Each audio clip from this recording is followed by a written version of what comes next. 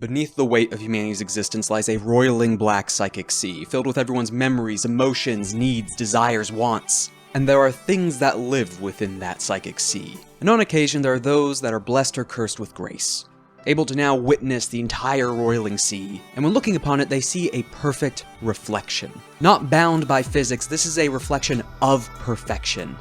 Of their wants, their desires, their desire to be desired. And to receive all of these, all their wants, all their desires, to be wanted, the sea wants them, they just need to fall in. Directly in front of the angler's maw. Hi, hello, and welcome back to CAIN, where you play as a psychic exorcist hunting down the stain of humanity's sins. Today's sin is the idol. Perfection, charisma, wants, desires, incredible pose. Poise. Incredible poise. The charming perfection, that reflection within the water of what you want. An image so grand and perfect that you'll sit there and stare at it to oblivion. Because you want to be wanted, and this sin wants you. But yes, the second of our sin videos, going in order from the book, and man centipede when we get there. But today's video is over the idol, and in some ways it's cult, because that's namely its mechanics, is it doesn't actually fight you directly that often. It can, it's a perfect being after all, but it's namely working through the people it brings into its cult. Those that want to be wanted, those that it wants. Usually spawned by failed artists, singers, performers of some kind, those that are just not fulfilled in life. Or those that have lost someone, or are pining for someone, and those efforts just falling to nothing. The lone, the isolated, the forgotten. And instead of the despair of the ogre, it's the consistent desire for something different. It's the consistent desire to be desired. Said like a third time. And born from this desire is an idol, so just like all the other sins, it's 3 traumas. So, can't be as bad as the ogre. What is your dream? Why did you give up on your dream? And why do you think you're incapable of being loved? That last one's nasty. And when it comes to the idol and every sin, and within its category they have similarities between each manifestation, these traumas are what define the particular sin. The idol taking a different face to each one. An adoring fan, a past relative, or a love that literally is hypothetical. The dream doesn't have to be super grandiose. Could be family, could just be finding someone, could just be not dying alone. But they all gave up on it somewhere. And the idol came to fill in that void. And in came the idol with a perfect image in the eyes of the host, where the ogre was literally taking the shape of some kind of monstrosity or pitiful or ugly in the eyes of the host. The idol is the exact opposite. It is perfection. It is the things they've wanted, they've desired, perfection. Charismatic, lovely, kind, funny, and just wants you. And everyone else. And they fill that need of being desired by someone or something as the sin wants them. It wants the host. Now this isn't like the ogre where they have a specific care to the host or a worry for them. And it can be, but the idol thinks of itself first in most situations. It only wants the host because the host wants them. It's a piece of itself, a treasure, its birthing place. It's self-obsessive and the host happens to be its trophy. Or its starting point, and it can be forgotten as it has a flock of cultists come to it. Because on top of its perfect appearances, one thing strange to the category is universally an idol can appear to humans. And usually appears human-like. And again, not just trying to be monstrous, it can appear and usually does appear like a type of person. It can still change shape or have more strange qualities to it or unearthly appearance, but it still has that human-forward face, that recognition, that desirability. Like almost blanket attractive in some sense, as it seeks out its flock, its cultists. That is its main ideal, to purposely attract more people, to walk out in the open, to form a cult around itself, to bring in more and more to the flock. For it to be the center of literally everyone's attention, to be the biggest fish in that psychic sea. And to host this cult's rituals, its altars, its signs of perfection, its grand artifice is its palace. Again, like an opposite in appearance to the ogre, it is a grand, open, spacious place. A place that is full of stagecraft, statues, holy signatures, everything within the palace reflecting back onto the perfection of the sin. Gaudy, gold, spacious, and a temple. Almost always a temple of some kind, not necessarily just in the religious sense, but a stage. A concert hall, a club, the place where the DJ's sitting at the front. The stage itself, where the idol is currently dancing.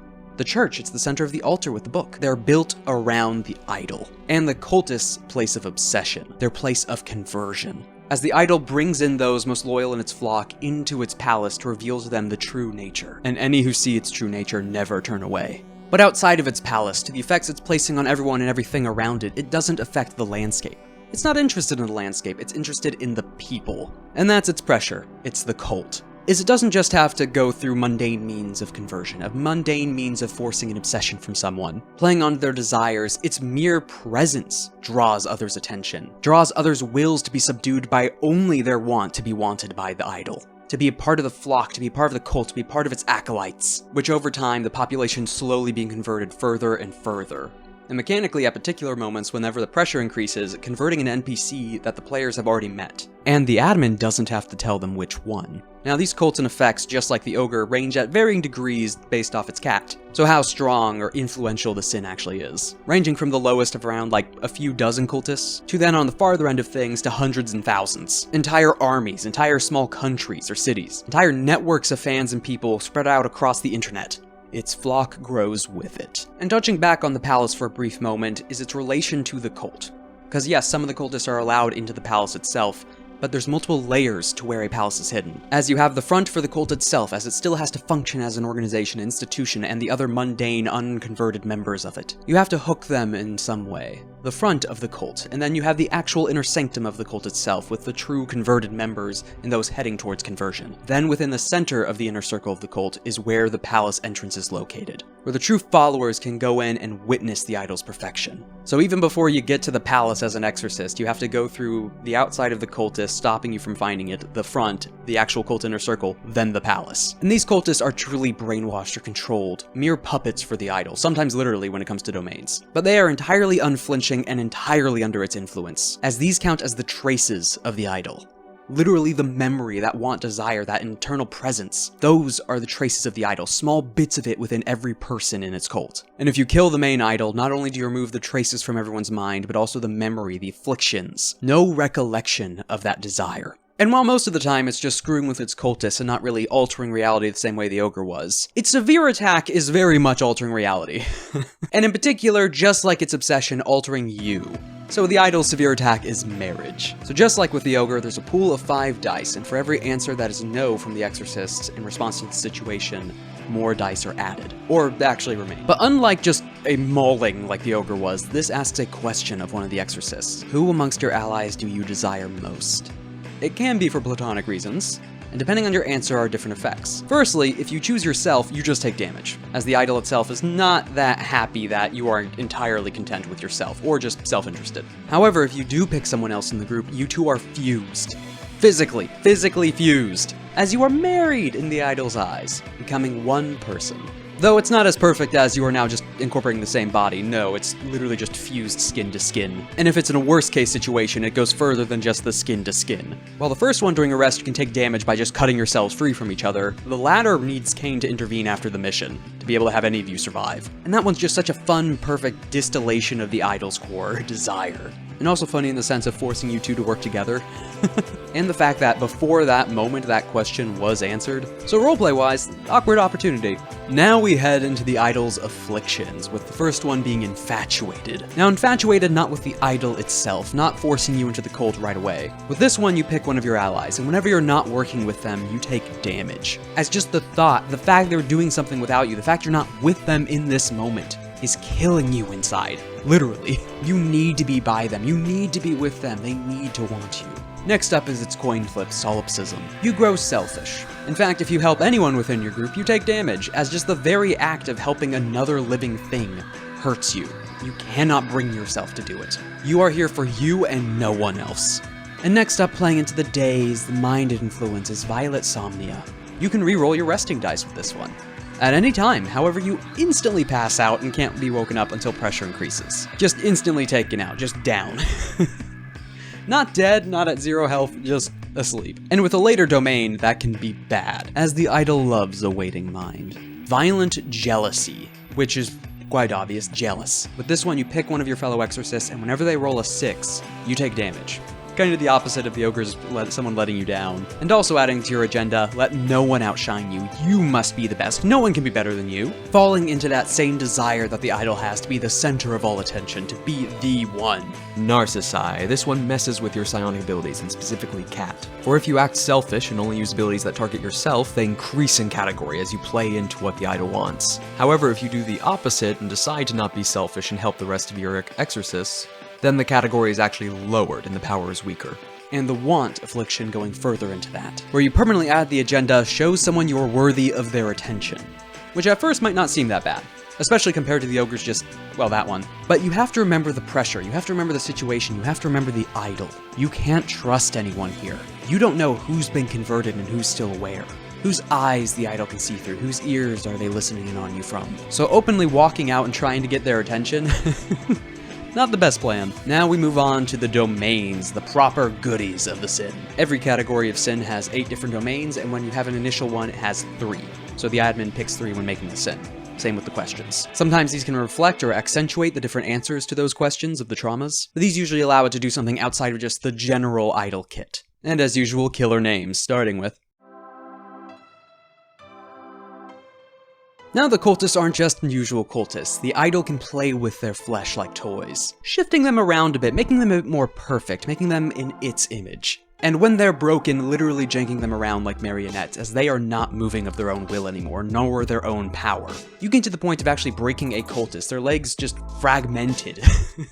They are still shifting towards you or shambling in jerking motions, as if held up by invisible strings, or loosely floating within the black psychic sea itself, driven by currents far grander than them. They are nothing but a toy for the idol. And this also grants it another more direct ability affecting the exorcists themselves, as it can't quite instantly convert an exorcist or another potent psychic, but it can begin to take you. It can take one of your arms, having it change shape, showing its influence just like its other cultists, becoming like that of a marionette, having strands that fade off into nothing going around the wrist, strange bits of glove work or tattoos that stretch down from the fingertips all the way to the shoulder, it taking control. Every scene, it can have the arm intervene, where you either take damage overpowering it for that moment, or it makes the check difficult. And this is every scene. Every scene it can do this, as it lays claim to parts of your body, one of its collected dolls. Oh, now we're really cooking here! This one allows you to create acolytes, so all the cultists kind of act as traces anyway, that psychic influence of the sin within them.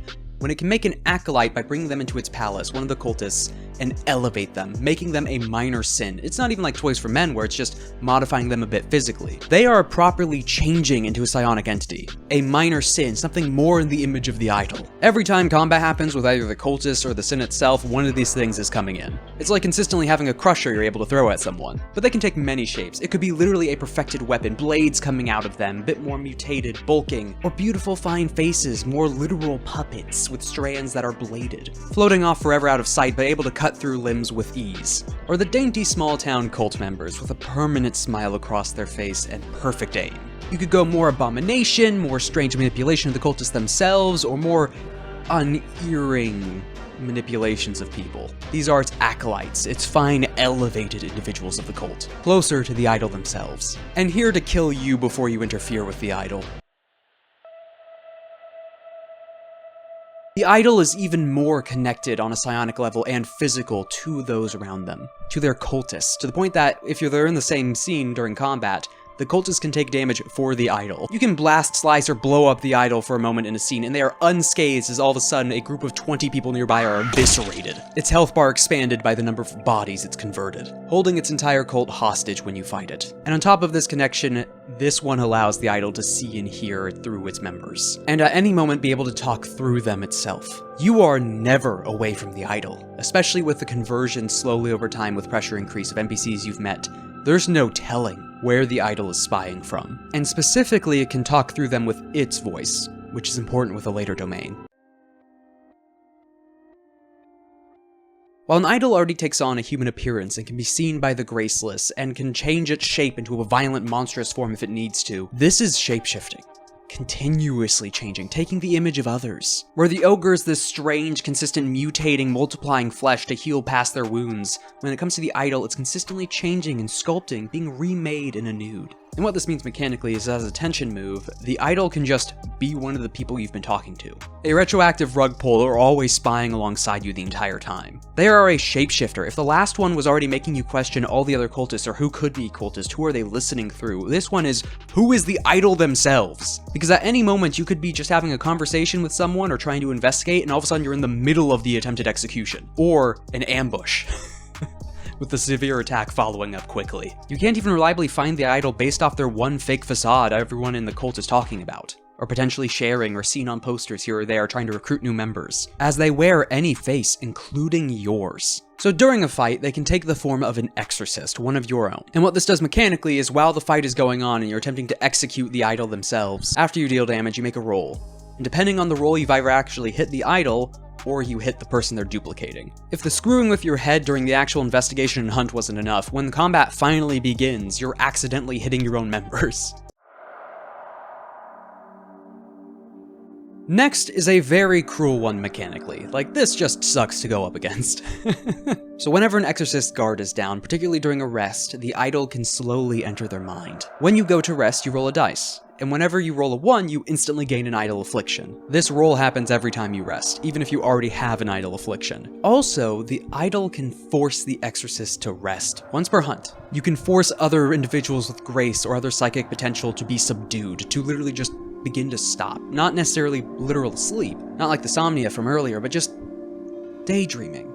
Standing still, lousing about, not able to really do anything peaceful, and then quickly horrifying as the idol enters your mind. This does count as a rest, luckily. Tension and progress don't increase outside of this, but still provides actual time. The downside is, on that roll, you instantly roll a 1 on this. Doesn't matter. You are instantly failing and gaining an affliction, the entire group. All of you having experienced terrible, strange daydreams, which one of you describes, just like the darkness with the ogre. And this one sucks, again, just from the mechanic perspective, on top of nightmares or Freddy Krueger-esque, or having this perfect vision enter your head to just give you nightmares, or slowly trying to convert you in some way, its influence pervading your mind in waking dreams. The fact you are never safe from it. It doesn't need to be nearby, its cultists don't need to get a hold of you, or its acolytes don't even have to touch you, or its apostles. The afflictions come when you let them. Not wearing you down through beating you down, making the situation tough, hard, difficult, or trying to kill you all the time, on top of all that. Definitely with a lot of the sins, still trying that. But taking advantage when your guard is down, or forcing your guard down. The idol's voice is overwhelming, domineering, powerful. Just its speaking can instantly convert an entire group of graceless individuals. And on top of this immense power and influence, it can speak an unspeakable word. When an exorcist hears this, they are hurt and deafened, and occasionally permanently deafened, if it's bad enough, as they speak something from the depths of the psychic sea that is not meant to be heard, which cannot be comprehended by a mortal mind or made with a material mouth. This divine voice. This allows it to shape change again, in some way, but this can reveal its perfection. Not a monstrous, not combative, not disguising. It's showing its true colors, its true form, its true amazing reality. So wondrous is this sight that any other graceless individuals within the group that can see it are instantly knocked out unconscious. Those within the cult are further resolved, re-rolling dice. Their god is in their true form. And when it comes to the exorcists fighting them, you either take damage and stress trying to go against this or fight it or look at it directly, or purposely looking away as if by some kind of Medusa trying to not be turned to stone. It's too perfect to be witnessed. But it's also not just that form, as one of the exorcists views them as a loved one of some kind, taking stress every time they hurt that loved one. You cannot bring yourself to hit them. That is a missing family member. That is someone you haven't seen in years, decades. That love of your life you never got a chance to talk to. Never got a chance to tell them before all of this. Now this next one, on top of like some of the freakier stuff related directly to its cult, it's still related to the cult. This is the fun one. They're all fun in their own way. They're all just good for messing around. But this is the influence, not just over its small cult members, but its connections, its influence over other people, some of its more armed, prepared fans, authorities, politicians. Firstly, this just arms their cultists a bit more. They're more prepared, they're more capable, they have more resources. But on top of that, you have a running, ticking clock of exposure. As people are more aware of the idol, it's not necessarily just someone behind the scenes anymore, it can still be, but it's why are you hitting that person? Why are you harming that famous actor? The singer harassing this VTuber? A very public face of the idol, which makes it very complicated to get to them. And while everyone's eyes are also drawn to the idol, they're also drawn to those interfering with it. Drawn to you. And that's not good for CAIN's books, as again, their whole shtick as a secretive organization is trying to keep a lid on all of this. As noted in the book itself in this domain, this is one of the worst case scenarios for an idol, not for any like dangerous or lethal reason, but just costly cleanup. But as your exposure increases, you can do things to try and limit it, but as it increases, more authorities come in. People try to arrest you, more capable people come after you, individual bounty hunters at some extent, or the crazed fans. A warrant for your arrest, your face on the news. Soon, the problem gets too grand for CAIN's cap to keep it covered. Well, it's bad just in the general sense of, oh no, there's been a breach in secrecy. It's just annoying for CAIN and costly, so you get no script for the mission. No monetary rewards in any sense, no material rewards. You still get your XP and everything, but when it comes to progressing materially, no, you're not getting script for this job. That's why it's funny. That's why it's really funny. Also just, like, it's not fighting you, it's not using some crazy psychic sea shenanigans or just warping your flesh. It's just really inconvenient to get to. Dangerous as well. This just buffs the flat cultists, not even just the acolytes. And you can still have this with the acolytes. So your regular cultists are buffed, they can quickly recruit them, you then have the acolytes. It's a mess. It's all about its cult. It's all about the puppeteering, messing with you and your desires internally, waiting till you're vulnerable or making you vulnerable, and having you never trust any other faces. That want desire, that want to be desired, bringing into its flock. It's the cult leader down on their luck somewhere, bringing in the individuals that are lost and damned, and bringing a permanent smile to their faces. Or a literal famed idol that has crazed fans that are going after them, trying to get onto stage. They need them to notice them. And the idol is all too happy for these cries and wants. The bodybuilder with the perfect form, the perfect body, everyone loving them. You just need to be like them. You just need to take their supplements, you need to go to their gyms, you need to listen to every word, everything in their regiment. It's the face of a long-dead great-grandmother at an all-too-large family reunion. These are the shapes of the idol. It's perfection. It is the pinnacle of everything. It is wonder. It is amazement. It's a lie. It's terror. It's imperfect. It's your imperfect. It has all the answers. You just need to accept it. You need to join its flock. The flock is a lie. They are cattle to be cold. The sea is wondrous. Its waves white with mist and shining. It is a dark place roiling in a storm. It is the idol. The thing waiting in the depths, the angler in the black psychic sea, the cancerous growth as with any of these sins, the stain upon humanity. It is a thing eating away at flesh in space. It is an abomination wearing a human face, this mask of hope, desire, perfection. It is a falsehood. Execute it. Thank you for watching the video! Like and subscribe, like the idol would want. Anywho, just... Oh, God, I always hate saying that. But yes, the idol. There was also another anglerfish bit I couldn't add in. Or I wanted to add in, kind of like the acolyte part. Because did you know there's a species of anglerfish where to mate, the males just fuse with the female, like multiple, plural? I don't know, it just brought up the image of the acolytes being raised up into minor sins, which are also a part of the idol, which the idol needs to further the flock. Kind of similar vibe? Ooh, you really could have just a straight up anglerfish idol. Just the body of someone loosely hanging in an alleyway when it lures people in. But you can go more than just the obvious, like, succubus route. There's probably a lot of images around that angle of it. But that's up to your own bits, your own run as admin, your own games, your own hunts and executions. But anywho, thanks again for watching. A thank you to my patrons, and have a nice day.